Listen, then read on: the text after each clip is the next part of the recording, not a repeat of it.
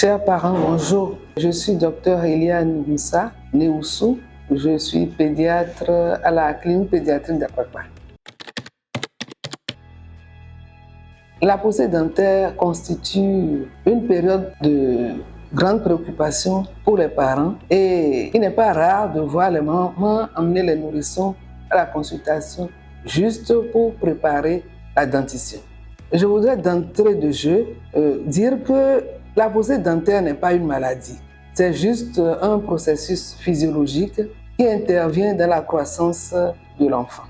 Pourquoi les parents ont peur? C'est tout simplement parce que pendant cette période, les enfants tombent plus facilement malades, ils sont enrhumés, ils font de la fièvre, ils font de la diarrhée, ils ont des boutons.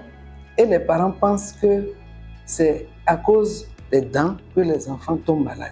Je voudrais vous dire qu'en fait, c'est une coïncidence. Nous savons que lorsque l'enfant naît, il a un capital d'anticorps reçu de sa mère qui le protège. Mais progressivement, ces anticorps diminuent et l'enfant maintenant, au contact de l'environnement viral microbien, parce qu'il rentre plus en société, il va à la crèche, il chope de petits germes et c'est à travers ça que lui-même, il prépare ses propres anticorps.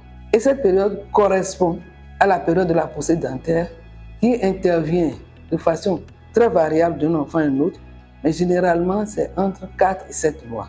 La poussée dentaire se fait de façon progressive et dure généralement de 4 mois à 2 ans, voire 2 ans et demi. De façon progressive, ça commence par les 4 incisives d'abord, le bas et le haut. Ensuite, nous avons les 4 incisives latérales du bas et du haut. Ensuite, les 4 molaires du bas et du haut. Vers 18 mois et 2 ans, nous avons les canines qui embêtent assez souvent les enfants. Et enfin, les dernières molaires qui sont les 4 molaires et les enfants ont pour les dents de lait 20 dents.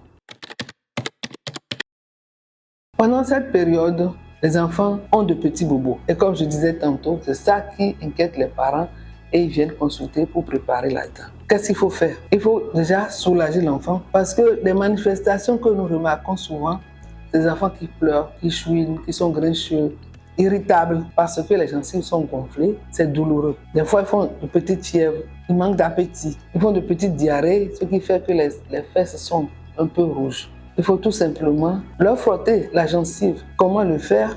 Il faut bien se laver les doigts, passer un peu de miel dessus et leur frotter tout doucement les gencives. Il faut dire que le sucre est un calmant. Il y a également les anneaux de dentition qu'on peut trouver en pharmacie. Il faut refroidir au réfrigérateur ou au congélateur et avec ça, l'enfant se frotte les gencives.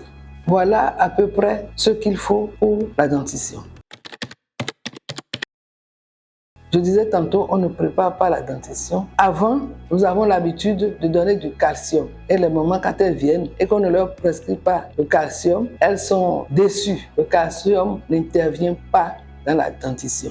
Il suffit juste de bien nourrir son enfant, de calmer un peu ses petits soucis de douleur, de fièvre, de diarrhée. Mais ceci dit, attention, il ne faudrait pas garder un enfant à la maison après plus de 48 heures de fièvre, à 39-40, une diarrhée profuse, des vomissements incoercibles et dire non, c'est rien, c'est la dentition. Parce que après, nous recevons les enfants dans un état catastrophique de déshydratation sévère ou d'infection généralisée, tout simplement parce que l'entourage de la maman lui faisait comprendre que c'était juste la dentition. Voilà un peu ce que je voudrais partager avec vous, chers parents, aujourd'hui. Je vous remercie pour votre écoute.